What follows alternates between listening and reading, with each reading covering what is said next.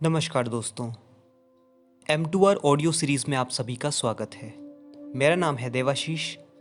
कहानी का नाम है diary number 07 the murder mystery, जिसकी लेखिका हैं प्रिया देव। राजधानी दिल्ली जितना ही बड़े शहर का नाम है, उतने ही ज्यादा उसमें छुपे हुए अपराध हैं। आइए चलिए सुनते हैं दिल्ली में ही हमेशा के लिए गुम हो जाने वाली तमाम कलियों के बारे में। एपिसोड 1, लाइब्रेरी में मर्डर। दिल्ली के पुष्प विहार मेट्रो स्टेशन से थोड़ी दूर स्थित एक कॉलोनी थी, जहां केवल सरकारी कर्मचारी ही रहते थे, जिसमें कई फ्लैट तो ऐसे भी थे जिसमें पति पत्नी दोनों ही जॉब में थे। वो अपने बच्चे को 5 साल के होने तक क्रिच के पास छोड़कर जॉब पर जाते थे। ऐसा ही एक परिवार संजय सिंघानिया और उनकी पत्नी सीमा सिंघानिया का होता है, जिसमें वह दोनों और उनके 2 जुड़वा बच्चे राज और शिखा होते हैं। सीमा दोनों बच्चों के होने के बाद 1 साल की छुट्टी पर रहती है अपने बच्चों की देखभाल के लिए। इसी बीच उसकी दोस्ती अपने फ्लैट के सामने वाले फ्लैट में रहने वाली राधिका से हो जाती है, जिसका बच्चा करण राज और शिखा से केवल 10 दिन ही छोटा होता है। राधिका एक गृहिणी होती है, जिसका पति इंटेलिजेंस ब्यूरो में जॉब करता था।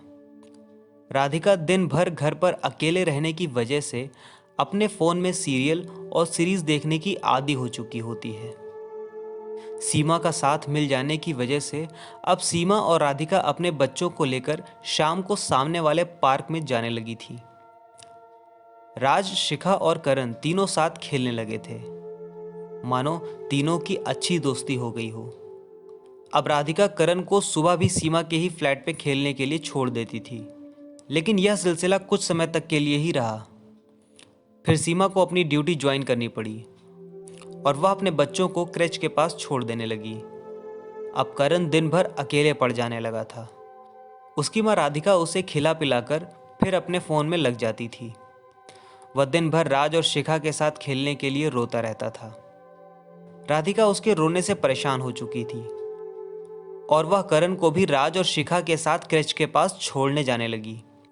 राज, शिखा और करण तीनों साथ ही बड़े हो रहे थे। समय बीत रहा होता है और वह तीनों स्कूल जाने लगते हैं। शुरू से ही माँ बाप का साथ ना मिलने की वजह से वो तीनों आपस में ही खुश रहने लगते हैं। स्कूल से घर आने के बाद के समय की लिस्ट वह तीनों पहले से ही स्कूल के इंटरवल में ही बना लेते थे और स्कूल से आने के बाद तीनों कहानियां पढ़ने पास के ही लाइब्रेरी चले जाते थे। करण और राज को कहानियां पढ़ने की लत लग जाती है, लेकिन शिखा वहां बोर होने लगती है। तो शिखा राज से कहती है, भैया हम घर जा रहे हैं, हमको नहीं अच्छी लगती हैं ये कहानियाँ। राज कहानी पढ़ने में खो सा गया होता है और करण भी कहानियाँ पढ़ रहा होता है, तो उसे चुप कराते हुए, चुप रहो शिखा, बहुत डिस्टर्ब करती हो तुम। शिखा गुस्से में जोर से, कल से हम नहीं आएंगे तुम दोनों के साथ। राज कहानी की किताब से सिर घुमाते हुए शिखा से, नहीं, अकेले नहीं रहना है तुमको घर पर, अकेले रहकर बीमार हो जाओगी तुम। शिखा, नहीं होंगे बीमार, हम तुम दोनों के लिए बढ़िया कुछ खाने के लिए बनाएंगे रोज़। राज, ठीक है, लेकिन मम्मी पापा से मत कहना कि हम तुम्हें घर पर अकेले छोड़ देते हैं। हम मम्मी पापा के आने से 15 मिनट पहले ही आ जाएंगे घर। शिखा कुछ सोचते हुए, और शनिवार और रविवार तो वो लोग घर पर ही रहते हैं तो। राज, तो क्या, उस दिन तुम्हें हम दोनों के साथ आना पड़ेगा। शिखा राज की इस बात पर राजी हो जाती है और धीरे धीरे शिखा को खाने में नई नई रेसिपी और घर पर ही नई नई डिज़ाइनों की झालरें बनाने का शौक लग जाता है। राज और करण को कहानियों से इतना प्रेम हो जाता है कि वह दोनों कहानियों की किताबें पढ़ने के लिए घर पर भी लाने लगते हैं। उन दोनों की कहानियां पढ़ने की रफ्तार इतनी तेज हो चुकी होती है कि वह दोनों अपनी उम्र के लिए लिखी हुई सारी किताबें पढ़ चुके होते हैं। अब वो 18 वर्ष के ऊपर वाले बच्चों वाली किताबें पढ़ने लगे थे। लेकिन लाइब्रेरी से एक इंसान पर केवल 2 किताबें ही घर ले जाने को मिलती थीं। वो दोनों अलग अलग कहानियों की 2 किताबें लेकर आने लगते हैं और रात में कहानियों की किताबें बदल कर पढ़ने लगते हैं। लेकिन आधी रात तक ही वह किताबें पढ़ डालते थे और उन कहानियों के बारे में सोचते सोचते सो जाते थे। लेकिन यह ज़्यादा दिन नहीं चला। उनमें और ज़्यादा कहानी पढ़ने की उत्सुकता होने लगती है। एक दिन राज और करण लाइब्रेरी में बैठने वाली मैडम से रिक्वेस्ट करते हुए, हम दोनों रोज़ आते हैं लाइब्रेरी, हमें 3-3 किताबें दे दिया कीजिए घर ले जाने के लिए, दूसरे दिन ही सबमिट कर देंगे। लाइब्रेरी वाली मैडम, तुम लोग स्कूल नहीं जाते हो क्या?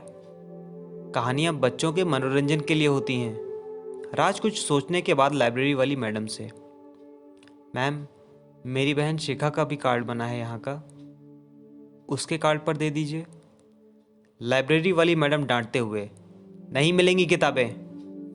राज और करण वहाँ से और ज़्यादा किताबें लाने का प्लान बनाते हुए घर आ रहे होते हैं। तभी करण अपना दिमाग लगाते हुए राज से, यार शिखा का कार्ड बना ही है तो क्यों ना एक काम करते हैं। राज उसकी बात काटते हुए गुस्से में, हाँ तो वो किताबें कहाँ दे रही हैं मैडम उसके कार्ड पर। करण राज को चुप कराते हुए, मेरी पूरी बात तो सुनो। राज, हाँ बताओ।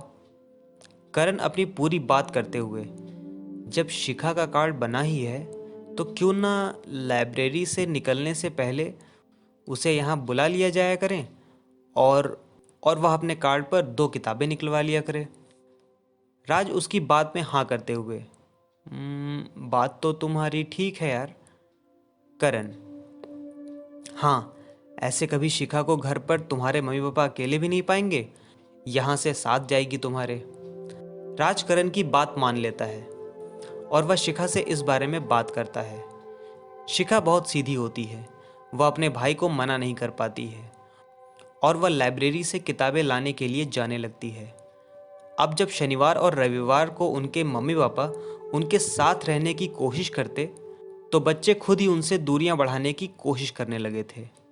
एक दिन संजय अपने बच्चों से उदास होकर कहता है, बेटा, हम और तुम्हारी माँ घर पर हैं, फिर भी तुम लोग बिल्कुल भी समय नहीं देते हम दोनों को।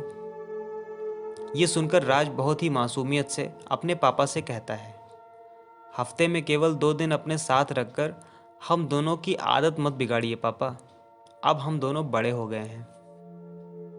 इतना कहते हुए राज शिखा और करण के साथ लाइब्रेरी की तरफ चला जाता है। अपने बच्चों को समय न देने का एहसास अब उनके माता पिता को भी होता है, लेकिन शायद अब देर हो चुकी होती है।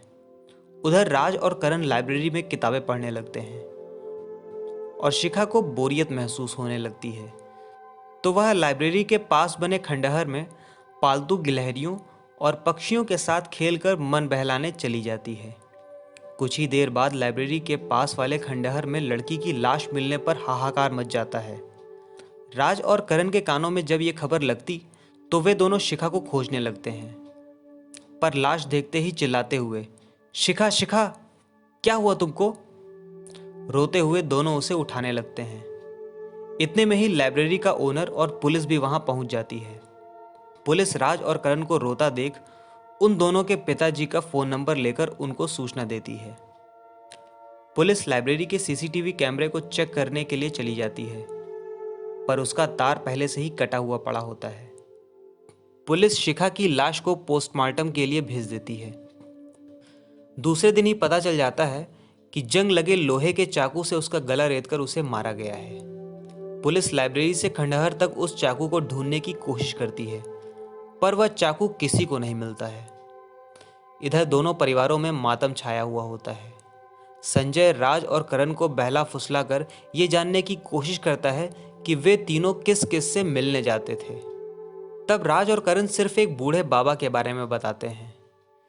संजय पुलिस के साथ अपने बच्चों को लेकर उस बूढ़े बाबा के पास जाता है। वह बूढ़ा आदमी राज और करण के साथ संजय और पुलिस को देखकर सहम सा जाता है और शिखा को राज और करण के साथ न देखने पर वह राज से कहता है, आज शिखा बिटिया नहीं आई? तब पुलिस उस बुजुर्ग से ऊंची आवाज में, शिखा को क्यों मारा? उस बूढ़े आदमी को कुछ समझ नहीं आया और वह रोते हुए, मैं अपनी पोती को क्यों मारूंगा साहब? मैंने तो पास के थाने में अपनी पोती की हत्या का केस भी दर्ज कराया था साहब, लेकिन कोई कार्रवाई नहीं हुई। मैं अब अकेला यहीं झोपड़ी में रहता हूं साहब। पुलिस और संजय भी आश्चर्य में पड़ जाते हैं और पुलिस उस बूढ़े आदमी से, क्या क्या आपकी पोती का नाम भी शिखा था? और उसकी हत्या कब और कहाँ हुई? बूढ़ा आदमी रोते हुए हाथ जोड़कर, हाँ साहब, शिखा नाम था। 10-15 दिन हुए हैं। मैं अपनी परचून की दुकान से लौटकर आया तो यहीं पड़ी थी लाश। संजय की तरफ इशारा करके उस बूढ़े आदमी को विनम्रता से समझाते हुए, इनकी बेटी का नाम भी शिखा था, उसकी भी हत्या हुई है। बूढ़ा आदमी आंखों में आंसू लेकर, हाँ साहब, वो बच्ची यहाँ इन बच्चों के साथ खेलने आया करती थी। वो बच्ची मुझे अपनी पोती की याद दिलाती थी। ये सुनकर पुलिस बूढ़े आदमी से, यहाँ के थाने जाकर आपकी बेटी का भी केस मैं लेता हूँ। इतना कहकर पुलिस संजय के साथ वापस जाते हुए उस बूढ़े आदमी से, आप शहर से बाहर नहीं जाइएगा, आपकी पोती के मित्रों और रिश्तेदारों के बारे में जानकारी करने आएंगे। क्या पुलिस दोनों शिखाओं के मित्रों में समरूपता निकाल पाती है, या वह दोनों किसी अजनबी के हाथों का गलत शिकार बन जाती हैं? ये जानने के लिए सुनिए अगला एपिसोड, दोस्ती का दायरा। दोस्तों, अगर आपको हमारी कहानियां पसंद आती हैं तो इन्हें लाइक कीजिए, चैनल पे नए हैं तो सब्सक्राइब कीजिए और हमारी कहानियां अपने मित्रों के साथ शेयर कीजिए। धन्यवाद।